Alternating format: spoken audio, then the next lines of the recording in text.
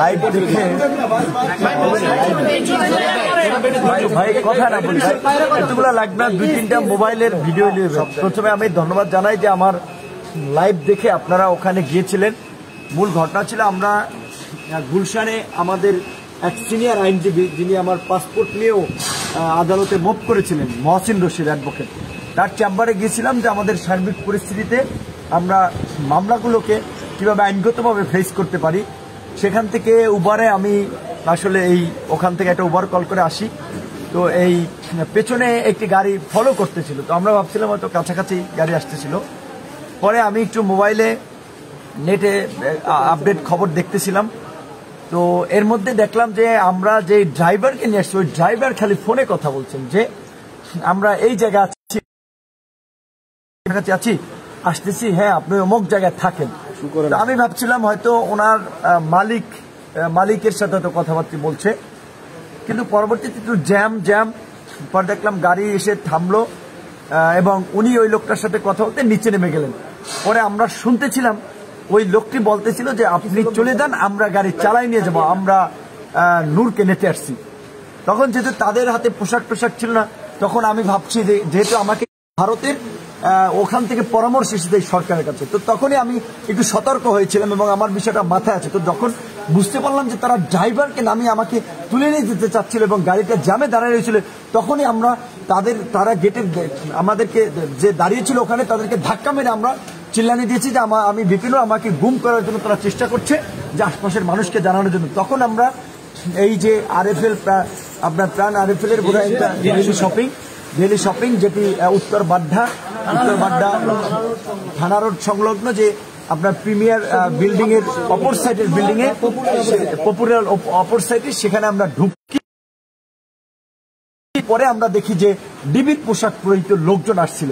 তো আমার মনে হয় যে আসলে বাংলাদেশের যেগুলো গুম খুন হচ্ছে এর অনেকগুলো ঘটনাই হচ্ছে আপনার সরকারের ইন্ধনে ঘটে, সরকারের প্রচেষ্টায় ঘটে, এবং বিশেষ করে অনেকগুলো গুম খুনের সাথে ভারতের গোয়েন্দা সংস্থা র জড়িত। যেমন আপনারা জানেন যে বিএনপির প্রভাবশালী নেতা ইলিয়াস আলীকে গুম করা হয়েছে, আজকে পর্যন্ত তার কিন্তু খবর নাই। ইলিয়াস আলীকে গুম করে মেরে ফেলেছে র। কেন মেরে ফেলেছে? সাথে থাকা সহযোদ্ধা আমার ভাগ্নে ভাই, তারপরে আমার ওয়াইফ গেছে সেখানে, অনেককে মারধর করেছে, আহত করেছে।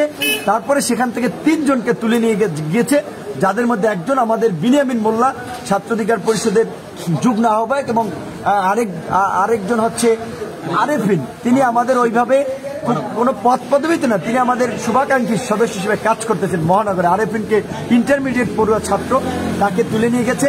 এবং আরেকটা ছেলে যিনি আমাদের ভালোবাসে, শিপন নামে, যিনি একটা প্রাইভেট কোম্পানিতে চাকরি করেন, তিনি একটা ছবি তুলতে চেয়েছিলেন, সেখানে তারা এটা তুলে নিয়ে গেছে। তো আমি দেশবাসীকে আশঙ্কা করছি হয়তো বাসায় এসেও আমাকে খুন করা হতে পারে অথবা গুম করা হতে পারে। সুতরাং আমার বিচার আমি দেশবাসীর কাছে দিয়ে গেলাম, কারণ এই বর্তমানের যে বিনা ভোটের মাফিয়া সরকার, তারা মানুষকে প্রতিপক্ষকে গুম খুন করে ক্ষমতায় থাকতে চায়। আজকে আপনারা সংসদে শুনেছেন যে একজন প্রধানমন্ত্রী কি আক্রমণাত্মক ভাষায় কথা বলেছেন, কি উস্কানিমূলক কথা বলেছেন, যে আলেম ওলামারা নাকি আগুন দিচ্ছে, তাদের বাসায় আগুন নেতৃত্বে, সেটাকে দমন করার জন্য। এবং যেহেতু হেফাজতে ইসলাম সহ এই যে আলেম ওলামারা যেহেতু একটা শক্তি হয়ে উঠছে, সেগুলোকে দমন করার জন্য এগুলো ভারতীয় রয়ের একটা পরিকল্পনা এবং ভারতের একটা এজেন্ডা, যেগুলো বাস্তবায়ন করছে বর্তমানের এই আওয়ামী মাফিয়া সরকার, এই ফাঁসিবাদী সরকার। কাজী আমি দেশের জনগণকে একটা সর্বশেষ আহ্বান জানাতে যে আজকে এই দেশটা ভারতের পেটের মধ্যে ঢুকে যাচ্ছে। ভারত এই দেশটাকে তাদের একটা কলোনি বানাতে চায়, এবং এই শেখ হাসিনা সরকার এবং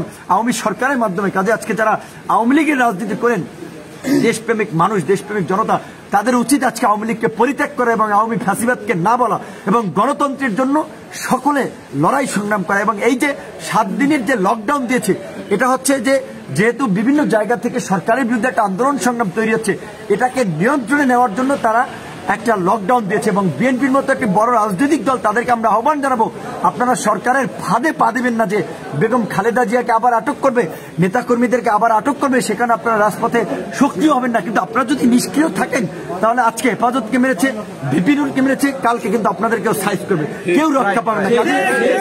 যার যার জায়গা থেকে আমি একটা কথা বলবো, আমি আগেও যেভাবে বলেছি যে বাঁশের লাঠি তৈরি করো, বাংলাদেশ রক্ষা করো, খালি হাতে বাংলাদেশ রক্ষা করা যাবে না।